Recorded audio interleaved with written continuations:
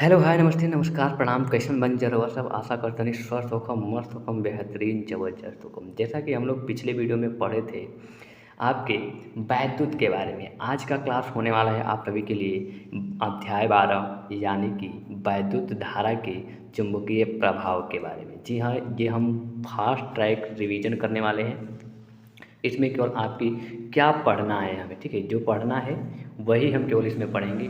क्या याद करें कैसे करें, तो ये आपके लिए फास्ट ट्रैक रिवीजन लेके आया हूँ मैं आप सभी के लिए। तो बिना देर करते हुए फटाफट सेशन को लाइक करके दोस्तों के पास शेयर कर दीजिए ताकि वो भी जान सके कि हमें 12वां अध्याय में क्या पढ़ना है और क्या याद करना है। तो याद करने के लिए बहुत ही अच्छे ढंग से आपको रिवीजन के लिए मैं लेके आया हूँ मेरे साथी।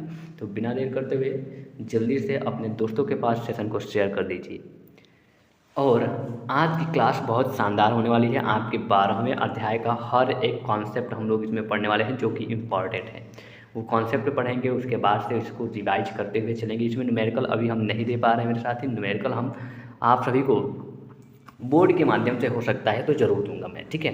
तो चलिए स्टार्ट करते हैं आज का सेशन को।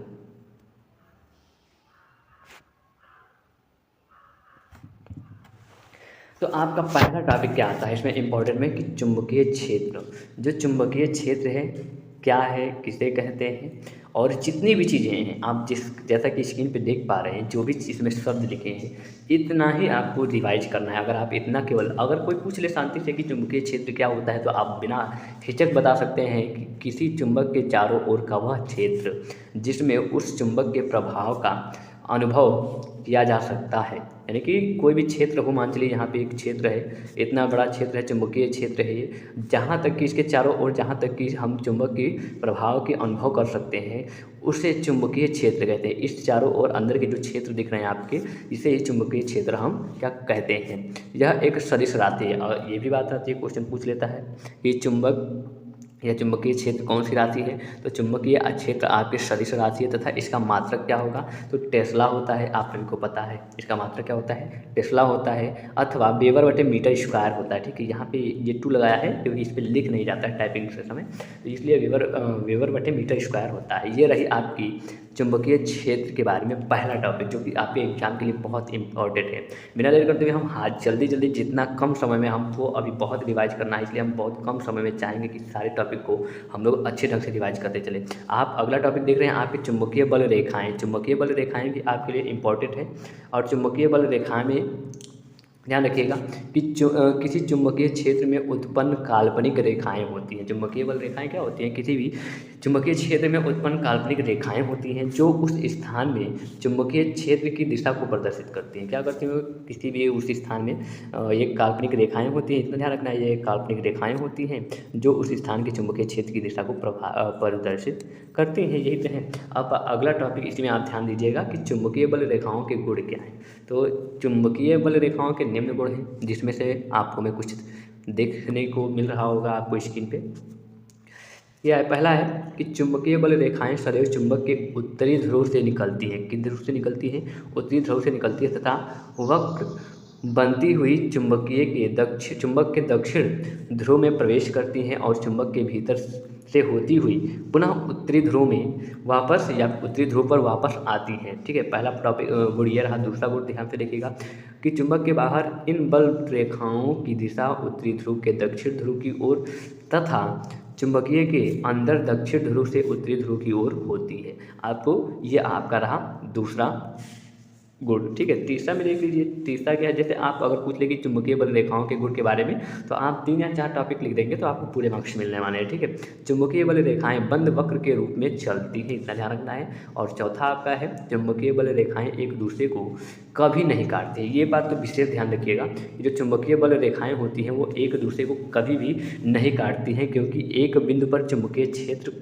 की 2 दिशाएं संभव नहीं है, ठीक है। तो इतना आप अगर लिखते हैं गुण में तो आपको पूरे के पूरे मार्क्स मिलने वाले हैं, ठीक है। रिवाइज करते चलिएगा और मैं जितना लिखा रहा हूँ साथी याद भी करते चलिएगा, ठीक है। चलिए आगे देखिए, अगला टॉपिक है किसी वैद्युत धारावाही चालक द्वारा उत्पन्न चुंबकीय क्षेत्र, ठीक है। उत्पन्न चुंबकीय क्षेत्र, इसके द्वारा हेडिंग आ गई या फिर ऐसा पूछ लेता है क्वेश्चन में आ लगता है कि किसी भी धारावाही चालक के द्वारा उत्पन्न चुंबकीय क्षेत्र को बताइए या परिभाषित कीजिए या फिर लिखिए। तो यहाँ पे आप देखिएगा सर्वप्रथम ओरेस्टेड ने प्रयोगों के आधार पर यह पता लगाया कि जब किसी चालक में वैद्युत धारा जब किसी चालक में वैद्युत धारा प्रवाहित की जाती है तो उसके चारों ओर के चुंबकीय क्षेत्र उत्पन्न होता है। ठीक है, ये बात तो बिल्कुल सही है। उत्पन्न चुंबकीय क्षेत्र धारावाही चालक की आकृति पर निर्भर करता है। विभिन्न स्थितियों में धारावाही चालक द्वारा उत्पन्न चुंबकीय क्षेत्र निम्न होते हैं। ये बात आप लोगों ने पढ़ा है और जानते भी है, मैं तो केवल इस समय आपको रिवाइज करा रहा हूँ। ये फास्ट ट्रैक रिवीजन है, जैसे आप एक बार अगर आप कभी नहीं पढ़े हो तो इसको पढ़ के आप एग्जाम में अच्छे स्कोर कर सकते हो। ठीक है, जिसमें से पहला नंबर है, ध्यान से देखिएगा, पहला नंबर क्या है? पहला है कि सीधे धारावाही चालक के कारण उत्पन्न चुंबकीय क्षेत्र, जिसमें से पहला आपका, तो इसमें हम क्या लिखेंगे कि जब किसी सीधे धारावाही चालक को प्रवाहित करते हैं तो चालक के समीप प्रेक्षण की बिंदु पर चुंबकीय क्षेत्र उत्पन्न होता है। यह चुंबकीय क्षेत्र प्रवाहित वैद्युत धारा के अनुक्रमानुपाती तथा प्रेक्षण के बिंदु की चालक के दूरी यानी कि आर के व्युत क्रमानुपाती होती है, अर्थात बी प्रोपोर्शनल एल बटे आर। ठीक है, इसके बराबर होता है। आगे देखिए, इसी में आगे कि चालक के संपस्थ बिंदु पर चुंबकीय क्षेत्र का मान ज़्यादा होता है तथा दूरी बढ़ाने के साथ साथ चुंबकीय क्षेत्र का मान भी कम होता है। जब हम दूरी बढ़ाएंगे तो चुंबकीय क्षेत्र का मान कम होगा, ये आपको भी पता है। जैसे उदाहरण के लिए हम ले लेते हैं, अगर लोहे और चुंबक की अगर ज़्यादा दूरी नहीं होती है तो जो चुंबक होता है वो लोहे को अपनी तरफ आकर्षित कर लेता है। ठीक है, क्या कर लेता है? आकर्षित कर लेता है। लेकिन और जितनी अगर मान लीजिए चुंबक यहाँ है, लोहा यहाँ पे है, तो ये आपने आकर्षित नहीं करेगा, यानी कि चुंबकीय मान क्या होगा? कम होगा। अतः सीधे धारावाही चालक तार में धारा की दिशा ज्ञात होने पर चुंबकीय क्षेत्र की दिशा मैक्सवेल के दाएं हाथ के अंगूठे के नियम के अनुसार ज्ञात करते हैं। मैक्सवेल के दाएं हाथ के अंगूठे के नियम से ज्ञात करते हैं। ठीक है, चलिए तो ठीक है, तो अब बात आएगी कि भैया मैक्सवेल के दाएं हाथ के अंगूठे का क्या नियम था, यही तो आएगा। देखिए, इसी को हम देखते हैं। अगला टॉपिक आपके पास यही है। ठीक है, मैक्सवेल के दाएं हाथ की अंगूठे की नियम। तो आइए हम चित्र के माध्यम से सबसे पहले देखेंगे, उसके बाद से हम इसको पढ़ेंगे। ठीक है, तो मैक्सवेल के जो दाएं हाथ के नियम था वो क्या कह रहा था कि इस नियम के अनुसार, यानी कि ये जो नियम है कि इसके दांत के अनुसार कि एक सीधे धारावाही चालक जो होता है, क्या होता है? सीधे धारावाहिक, ये एक चालक है। ठीक है, धारावाहिक चालक है जिसको इस प्रकार पकड़ी जाए कि उंगलियां तार से लिपटी हो। ये देखिए, आप देख रहे हैं उंगलियां तार से क्या हो रही हैं? लिपटी हुई हैं। ठीक है, उंगलियां तार से लिपटी हूँ, वहाँ अंगूठा धारा की दिशा देता हो। जो आप अंगूठे की देख रहे हो, अंगूठा जो नीचे की तरफ है, ये धारा की दिशा हमको ज्ञात करा रहा है। बाकी जो धारा की दिशा ज्ञात कर रहा है, जो लिपटी अंगुलियाँ होती है, चुंबकीय बल रेखाओं की दिशा ज्ञात कराती हैं। यानी कि ये जो आप बंधे हुए मुट्ठी देख रहे हैं, ये चुंबकीय बंद यानी बंद रेखाओं को बल रेखाओं को प्रदर्शित कर रही हैं। ठीक है, ये था आपके दाएं हाथ के अंगूठे का नियम, किसका? मैक्सवेल का। अब जो हमने बताया, बोल के बताया या समझाया चित्र के माध्यम से, उसको आइए देख लेते हैं एक नज़र, ससरी नज़र से। हमने वही बताया जो यहाँ पे लिखा हुआ है। ठीक है, क्या है कि इस नियम के अनुसार, क्या है? इस नियम के अनुसार यदि दाएं हाथ एक सीधे धारावाही चालक को इस प्रकार पकड़े कि उंगलियां तार के लिपटे हों व अंगूठा धारा की दिशा में हो, तो लिपटी हुई उंगलियां दिशा चुंबकीय बल रेखाओं की दिशा को प्रदर्शित करेगी, जैसा कि अभी आपने चित्र में देखा। अब इसी में दूसरा है, देखिए, अब ये तो आपके मैक्सवेल के दाएं हाथ का नियम था। अब अभी हमने जो पढ़ा था उसका अगला हेडिंग दूसरा है। दूसरा हेडिंग आप भी देख सकते हैं। दूसरा हेडिंग है कि विद्युत धारावाही वृत्ताकार पास यानी कि कुंडली के कारण चुंबकीय क्षेत्र, यानी कि जो वृत्ताकार पास होता है, कुंडली होती है, उसके कारण चुंबकीय क्षेत्र कैसे, किस प्रकार से कार्य करता है। तो इसके बारे में भी हम सबसे पहले चित्र देख रहे हैं। आपके समक्ष चित्र बना के रखे हैं हम पहले से। ठीक है, चित्र के माध्यम से हम यही समझेंगे मेरे साथी कि इसमें मान लीजिए कोई भी धारावाही अगर कुंडली है तो चुंबक बल रेखाओं की जो होती हैं वो धारावाही वृत्ताकार पार्श्व यानी कि कुंडली के प्रत्येक बिंदु पर बने इसके चारों ओर के चुंबकीय क्षेत्र को प्रदर्शित करती हैं, यानी कि इसके जो चारों ओर के जो क्षेत्र है इसको प्रदर्शित करती है। ठीक है, तो इस रेखाओं को इसमें कई प्रकार की, जैसे कि मान चलिए कि फेरे की संख्या जो बढ़ाई जाती है तो क्या होती है, इसमें किसी धारावाही वृत्ताकार कुंडली द्वारा उत्पन्न चुंबकीय क्षेत्र निम्न प्रकार से होती है, ये आपको पता है। ठीक है, तो इसमें पहला है फेरों की संख्या बढ़ाई जाती है, कुंडली के धारा का मान भी बढ़ाया जाता है।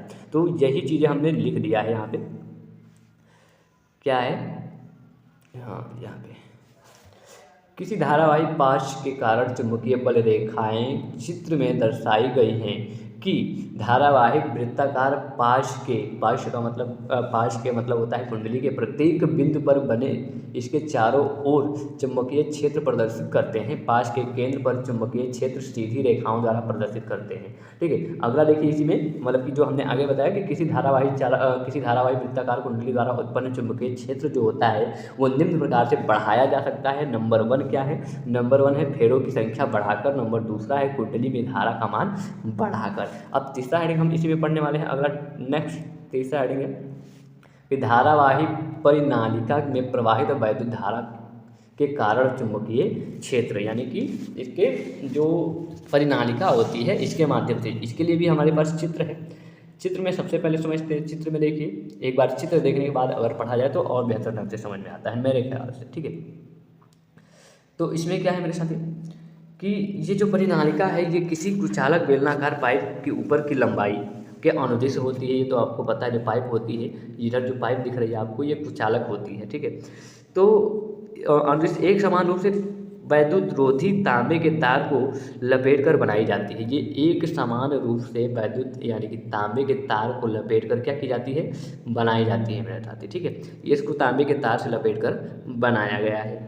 ठीक है, तांबे के तार लपेट कर बनाई जाती है। बहुत अधिक फेरों की, बहुत क्या है, बहुत इसमें अधिक फेरों की, आप देख रहे हो बहुत सी अधिक फेरे होंगी जो कुंडली होती हैं, फेरों की कुंडली परिनालिका कहलाती है। ठीक है, ये तो परिनालिका हो गई। ठीक है, अगर इसी में अगर बात की जाए तो यदि इस कुंडली में किसी भी सेल, मान चलिए कोई सेल है, इसके द्वारा वैद्युत धारा प्रवाहित की जा रही है तो यह एक दंड चुंबक के भांति व्यवहार करता है। ठीक है, और आगे इसमें हमने लिखा है, आगे लिख के हमने ऑलरेडी रखा है।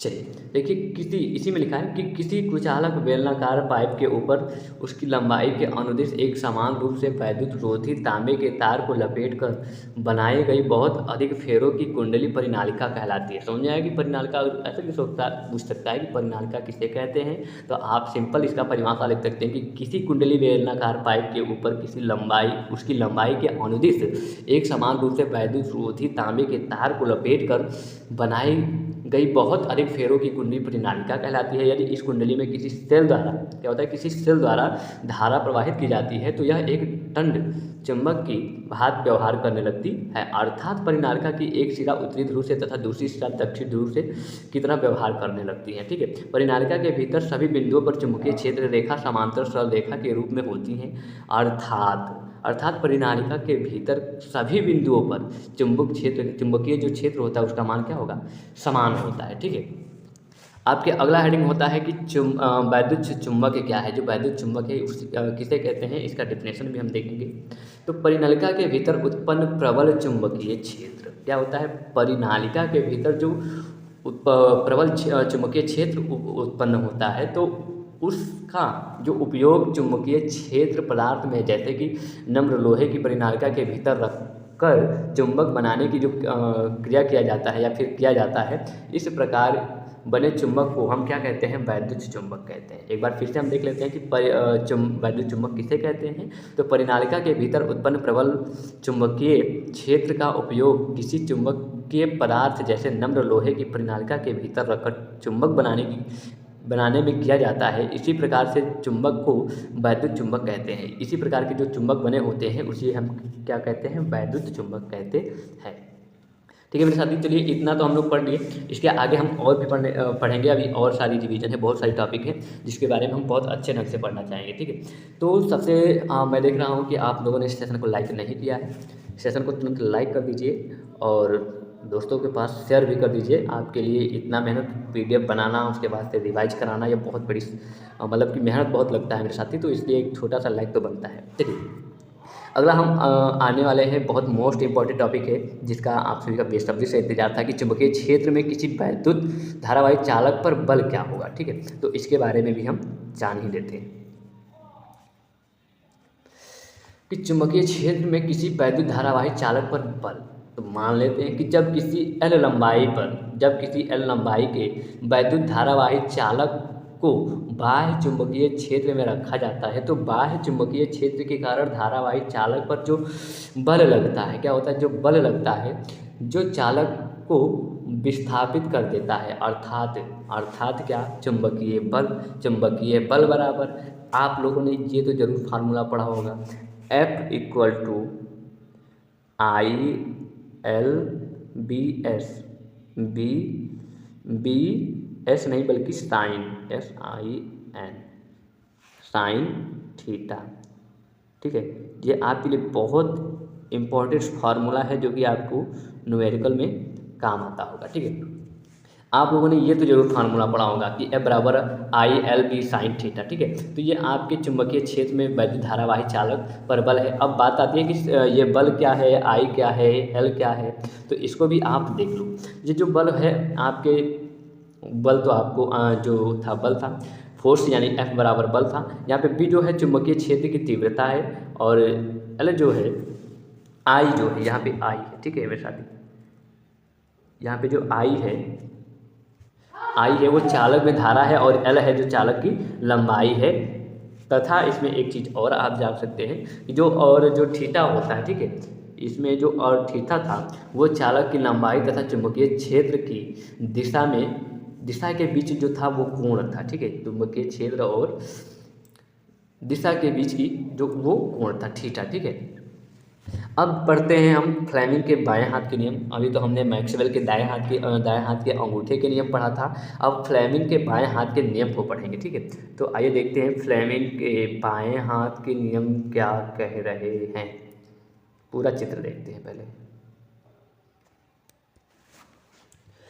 जो फ्लेमिंग के बाएं हाथ के नियम था वो पहले देखिए, आप अंगूठा क्या कर रहा है, चालक पर बल यानी कि बल की दिशा दिखा रहा है। ये जो आपकी एक उंगली दिख रही है ये क्या कर रही है, अंगूठे की चुंबकीय क्षेत्र यानी B की दिशा दिखा रही है, और एक उंगली धारा दिखा रही है, बाकी उंगलियां पीछे की तरफ मुड़ी हुई है यानी कि बल की तरफ। ठीक है, अब इसमें हम समझेंगे थ्योरी क्या होती है। तो हम पहले बता दे रहे हैं कि जो इसके मतलब कि हम कोई अंगूठा, जो बाएँ हाथ के अंगूठे हैं, बाएं हाथ के अंगूठे को उसके पास वाली दोनों उंगलियों को इस प्रकार हम क्या करेंगे, फैलाएंगे कि तीनों एक दूसरे के लंबवत रहें। क्या रहे, तीनों एक दूसरे के लंबवत रहें।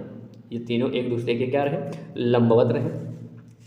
ठीक है, और क्या होती है कि यदि प्रथम उंगली चुंबकीय क्षेत्र B की दिशा को तथा बीच वाली उंगली प्रवाहित धारा की दिशा को प्रदर्शित करे तो अंगूठा चालक पर लगने वाला बल का क्या करेगा, बल की दिशा प्रदर्शित करेगा। ठीक है, तो ये आपके मतलब कि चित्र था। ठीक है, ये देखिए पहला अंगूठा चुंबकीय क्षेत्र, यहाँ इधर बल की दिशा दिखा रहा है और वैद्युत धारा की दिखा रहा है। ठीक है, तो आइए इसी को हम डिफिनेशन में भी देख लेते हैं लिखित रूप से कि इस नियम के अनुसार यदि हम बाएं हाथ के अंगूठे तथा उसके पास वाली दोनों उंगलियों को इस प्रकार से फैलाया जाए कि तीनों एक दूसरे के क्या हों, लंबवत रहें, तब इस स्थिति में यदि प्रथम उंगली चुंबकीय क्षेत्र B की दिशा को तथा बीच वाली उंगली प्रवाहित धारा I की दिशा को प्रदर्शित करे तो अंगूठा चालक पर लगने वाला बल की दिशा को क्या करेगा, प्रदर्शित करेगा मेरे साथी। और यही था आपके फ्लेमिंग के बाएं हाथ के नियम। अगर आ जाए फ्लेमिंग के बाएं हाथ के नियम तो आप चित्र अगर देखे हो मेरे साथी, तो आप अपनी उंगलियों को,